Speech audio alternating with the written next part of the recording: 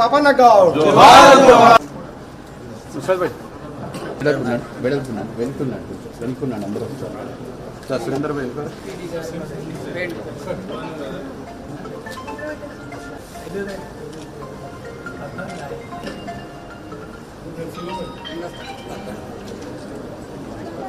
Right.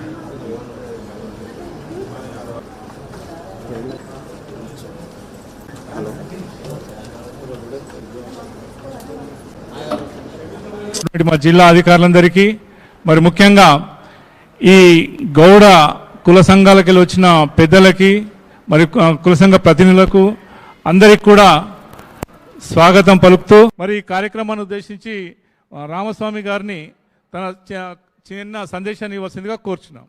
మనమంతా ఇక్కడ కూర్చోవడం జరిగింది, ధర్మం చెప్తుంది కాబట్టి మీరంతా దయచేసి నిజంగా కూడా సర్దార్ సర్వేపమ్మకి ఎంతైతే ప్రేమ ఉన్నదో మా రామరెడ్డి ఏలియాస్ రామన్న, నాకు ఈ రామన్నను చూస్తే ఏదో తెలియని ప్రేమ. నాకు ఈ ఒక 4 సంవత్సరాలు సర్వాయి పాపన్ ఎట్లా ప్రేమ ధైర్యం ఆయన పోరాట పరిమను ఈరోజు ఇప్పుడున్న విద్యార్థులకు ఈ సమాజానికి అవసరమని మరొకసారి రాజీవ్ యువ వికాస్ అనేది మన ఫైనాన్షియల్ అసిస్టెన్స్ స్కీమ్ కూడా మళ్ళీ స్టార్ట్ అయింది.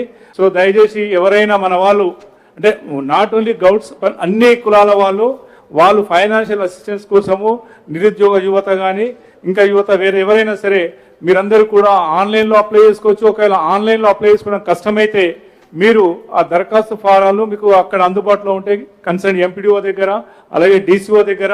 వాటిని దరఖాస్తులు పూరించి అక్కడ ఇస్తే వాళ్ళు మళ్ళీ దాన్ని ఆన్లైన్లో అప్లోడ్ చేస్తారు. కాబట్టి ఈ అవకాశాన్ని ఉపయోగించవలసిందిగా కోరుకుంటూ మరి పోరాట వీరుడు సర్దార్ సర్వాయి పాపన్న ఎలాంటి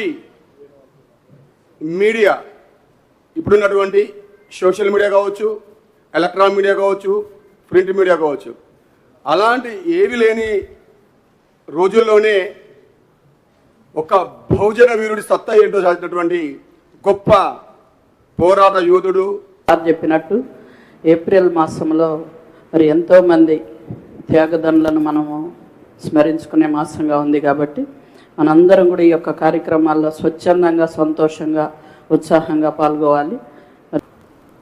మరి ఈరోజు రాష్ట్ర వ్యాప్తంగా స్టేట్ ఫెస్టివల్గా ఈ కార్యక్రమాన్ని కొనసాగిస్తున్నారు. ప్రభుత్వ ఆదేశాల మేరకు మనం జరుపుకుంటున్నాం.